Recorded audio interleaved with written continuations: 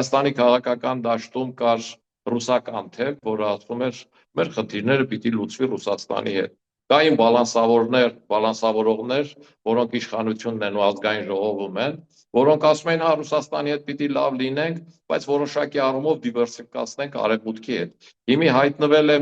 մի թև, որն ասում է, գիտեք ինչ, պետք է բալանսավորել, բայց արեք բալանսավորենք Չինաստանի հետ։ Մոռանալով, որ այդ Չինաստանն էր, որ 44-օրյա պատերազմի ժամանակ, երբ որ խնդիր մկավ, Ֆրանսիան խնդիր մտցրեց ՄԱԿ-ի անվտանգության խորհուրդ պատերազմը դադարեցնելու առումով, այդ Չինաստանը վետո կիրառեց ու ամբողջությամբ սպասարկեց Ադրբեջանի շահը։ Մոռանալով, որ այդ Չինաստանը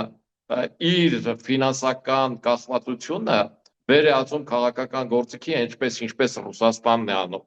Բոլորերից մի օր այդ պարտքի դիմաց գալիս է ասում է գույք ընդուր։ Ու այդ Չինաստան տանողները նույն Ռուսաստանի ուղենշում են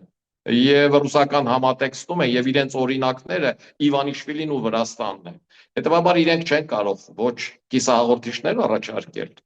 ոչ էլ ատոմակայան առաջարկել։ Մնացած բաները պարզունակ ու պրիմիտիվ պոպուլիզմ են։ Ես այդպիսի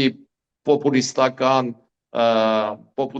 առաջարկներ շատ եմ տեսել, իմիջիայլոց առաջարկողներն ավելի լուրջ են եղել։